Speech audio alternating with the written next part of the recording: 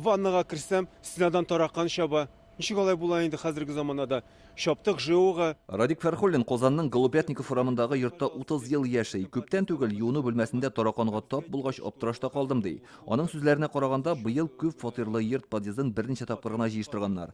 Соңгы тапкыр дезинсекция ясаганнарын гомумән хәтерләми икән. Тараканнар үлчү сәбәбен шуннан күрә. Дезинфекция үткәрегез әле, пожалуйста, дип, бөтен подъездама, бөтен домдама.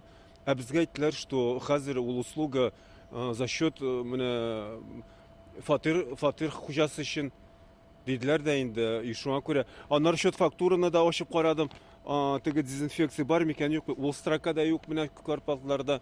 Тараканнар кимерүчеләр барлыкка килде икән, аларны идарәче компания күп фатирлы йортны карап торучы башка оешма юк итәргә тиеш. Ул услуга 18 тиен метр квадратныйдан хәзерге вакытта управляющий компания белән җәмгыятьләр белән договорлар төзелгән. Тик дезинсекция йортның гомуми кулланыштагы урынына гына ясала. Подъезд, лифт, шүп җыю мәйданы. Фатирны эшкәрткән өчен милек хуҗасы үзе айрым түли. Профилактиканы без айга бер тапкыр барабыз. Әгәр дә жалобалар булса, чакырабыз айрым квартирага керәләр, обрабатывать итәләр. Махсус киемдәге белгечләр айга бер тапкыр менә шулай чырмаларны, подвалларны карап чыга. Агуны кешеләр һәм йорт хайваннары йөрми торган урыннарга гына куялар. Белгечләр әйтүенчә, счет фактурда ничек кенә язылса да, бу хезмәт даими рәвештә башкарылырга тиеш. Даже если в счет-фактуре отсутствует строка дератизации и дезинсекции, там может быть... Счет-фактурада дератизация яки дезинсекция деген юллар күрсәтелмәгән булса да, күп фатирлы йортта бу эшләр башкарылмый дигән сүз түгел. Хезмәт күрсәтелергә тиеш. Әлбәттә, кайбер идарәче компанияләр түләү кәгазьләрендә аны язмый, кайберләрендә ул бар. Тик ничек кенә булса да, йорт өчен җаваплы затларның дератизация һәм дезинсекция ясауы шарт. Счет фактурларга игътибар итәләрме, дезинсекция хезмәтеннән файдаланалармы? Без бу сорауларны казанлыларга бирдек. Проблема булса, конечно же, кирәк.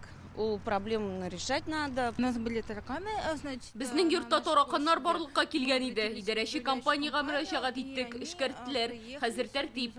Роспотребнадзорның Татарстандагы идарәсендә әйтүләренчә, кимерүчеләрдән зарланучылар саны кимей, быел 300 мөрәҗәгать булган. Бу күрсәткеч узган ел белән чагыштырганда 2 тапкырга азрак. Нигездә иске йортларда яшәүчеләр шикаят белдерә.